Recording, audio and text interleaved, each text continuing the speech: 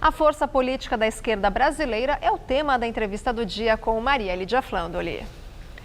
O Jornal da Gazeta recebe Aldo Rebelo, do PCdoB, liderança expressiva da esquerda, com atuação de destaque na Câmara Federal, onde já foi presidente, e nos governos Lula e Dilma, onde foi titular de importantes ministérios, como da Ciência, Tecnologia e Inovação, dos Esportes e, mais recentemente, ministro da Defesa. Muito obrigada por estar conosco, Aldo Rebelo. Eu quero começar com o resultado das eleições. PMDB, PSDB e o PSD são os primeiros colocados, né, nesse primeiro turno das eleições 2016. Eu quero saber o quanto, no seu entender, a vitória desse chamado centro-direita compromete as forças políticas, a força política dos partidos de esquerda do Brasil. Maria Lídia, compromete momentaneamente, né? Porque, de fato, como houve um isolamento da esquerda em relação ao centro, esse centro foi todo hegemonizado pelas forças mais conservadoras, a esquerda isolada teve um desempenho muito abaixo da sua média recente. E o centro, principalmente, e a direita não teve grandes vitórias, o centro, principalmente, foi fortalecido. Mas acho que é uma coisa momentânea, porque isso vai depender também do próprio desempenho, do que o próprio centro-direita vai fazer com essa vitória.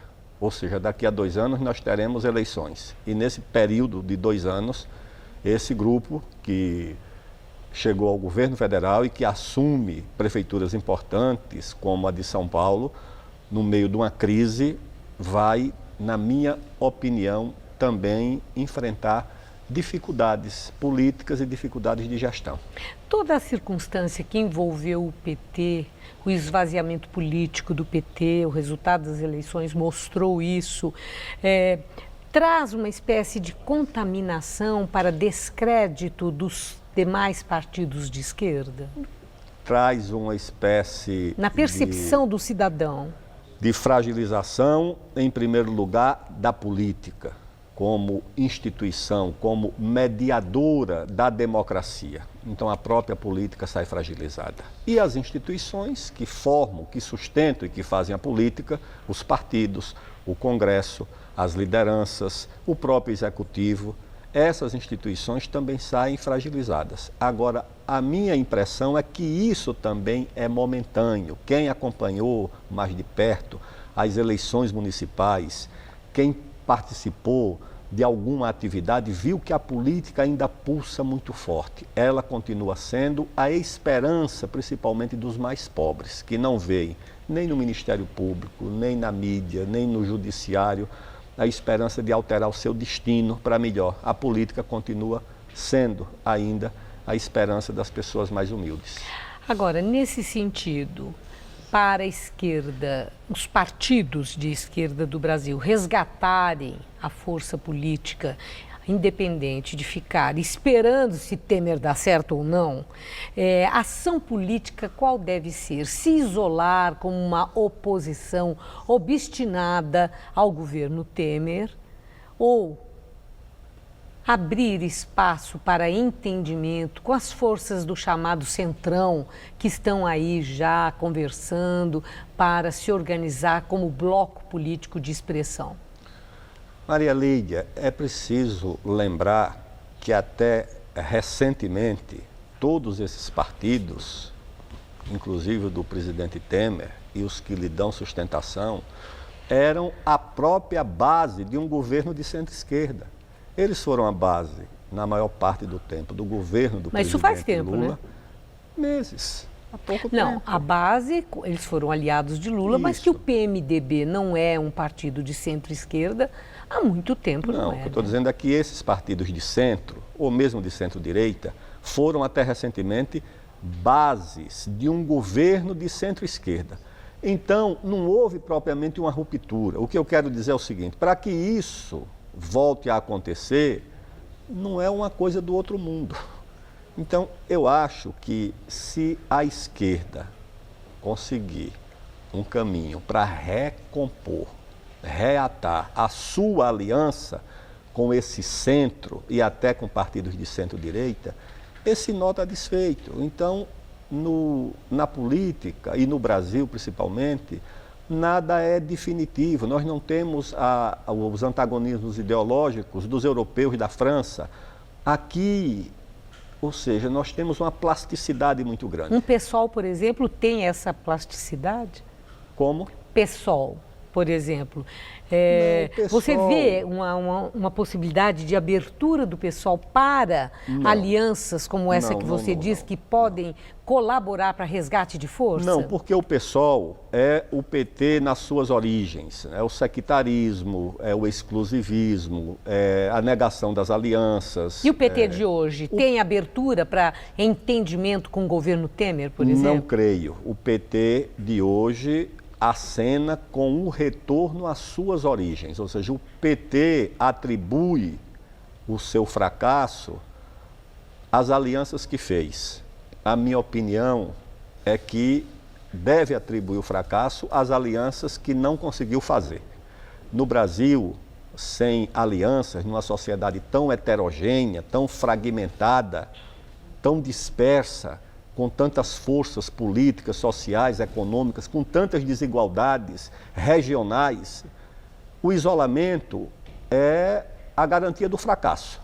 Ou se faz amplas alianças, como fez o presidente Fernando Henrique para governar, e fez corretamente, ele tinha que ter aqueles partidos, porque o PSDB sozinho não governaria, como fez o presidente Lula, como fez a presidente Dilma, como está fazendo o presidente Michel Temer e como fará quem quiser governar o Brasil. Quem quiser governar o Brasil tem que compor amplas alianças, não apenas partidárias. E liderança para essa composição? O PT sempre liderou as alianças dos partidos de esquerda.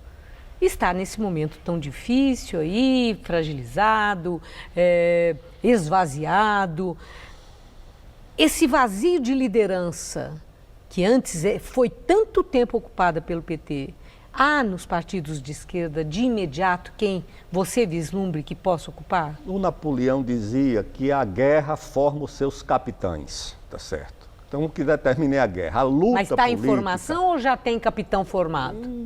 É preciso aguardar para ver. Ou você não quer dizer o nome? É preciso deixar... Não quer se comprometer e dizer o nome? Não quero dizer o nome porque também, além de poder errar, posso me precipitar. Mas eu tenho a convicção de que a luta em curso, a batalha política, a luta social em curso, vai apresentar as suas lideranças. Bom, o resultado das eleições de 2016 está sendo considerado como o tiro da largada da sucessão presidencial de 2018 e já há uma série de nomes nos partidos que compõem o centro-direita do Brasil, da política brasileira, já se credenciando.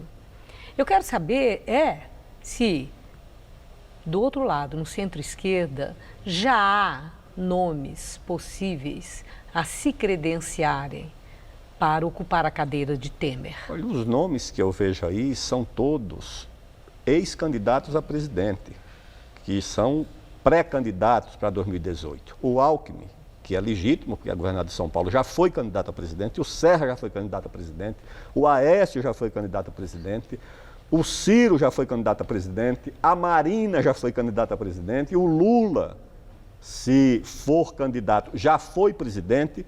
Então, não temos nenhuma novidade. Não há no cenário político uma novidade, a não ser que tenha hoje, depois de iniciado o nosso programa, sido lançada uma candidatura nova. Mas são candidatos que estão aí no centro, esquerda. Ciro Gomes pode ser uma liderança desses partidos de esquerda que de alguma forma ficam órfãos daquela então liderança do PT? Eu acho precipitado declarar a orfandade desses partidos. Eu acho que é precipitado. O Ciro Gomes é uma liderança importante do país, independentemente de se aliar mais à esquerda ou mais ao centro-direita, é uma liderança importante, é um nome forte, como outros que se apresentam e outros que poderão vir a se apresentar. Você citou o nome de Lula, entre outros, mas Lula vive um momento dificílimo pelas investidas da Lava Jato. Hoje mesmo, pela terceira vez, ele se torna réu em mais uma ação. Isso tudo nós sabemos que leva um tempo. As eleições estão aí. 2018 é muito pouco tempo para a morosidade da justiça no Brasil e no enfrentamento que Lula vai ter, né? Em função desses processos. Isso inviabiliza o nome dele? Eu não creio, porque como já há, de certa forma, uma politização desse noticiário sobre o Lula vai se defender. É impossível não haver politização, né, quando envolve o nome dele. Exatamente. Então, é preciso aguardar para ver a leitura que a própria população vai fazer de todo esse processo. Bom, agora o projeto de reforma da Previdência de Michel Temer já está aí sendo debatido. Segundo o próprio Temer, o bojo já está pronto. Ele já antecipou algumas medidas e dentre elas, no conjunto da obra, ele fala que a Previdência do Brasil será única, que não teremos mais a previdência dos trabalhadores do setor público, trabalhadores do setor privado, será uma com as mesmas regras para todos, que em função até de uma busca de justiça para os brasileiros, acabar com aposentadorias especiais e com privilégios. Você foi ministro da Defesa, esteve muito próximo aos militares. No seu entender, militares teriam a generosidade de abrir mão das suas aposentadorias, que, considerando aposentadorias pelo INSS, são especiais e privilegiadas, eles abririam mão desses direitos? Maria Lídia, em primeiro lugar, cabe destacar que, em tese, a reforma da Previdência é uma unanimidade. Todo mundo acha que precisa. Em tese. Em tese. O Fernando Henrique fez um pouquinho, tentou fazer mais, não conseguiu. O próprio Lula, eu era o líder do governo, também fez uma parte e o presidente Michel agora retoma essa agenda. Eu acho que é inadiável uma reforma da Previdência. Bom, mas isso é inquestionável. O que eu perguntei foi outra coisa. Eu sei. Para chegar nisso, eu digo o seguinte: aonde mexer na reforma da Previdência? Porque tem privilégios inaceitáveis, absurdos, que nós não podemos compatibilizar. Gente que ganha 3 vezes, 4, 5 o que ganha em média quando se aposenta. No caso dos militares, não é esse o problema. Os militares pagam, financiam com uma contribuição a mais à sua Previdência. E já foi feita uma reforma da Previdência dos militares. Certo. O militar, você sabe que é o único servidor no Brasil que nem tem direito ao habeas corpus. Militar só pode ser militar. Militar não pode ser vendedor de cachorro-quente, não pode trabalhar no comércio. Então, é um caso à parte. Eu agradeço muito sua entrevista. Uma boa noite. Muito obrigada. Boa noite.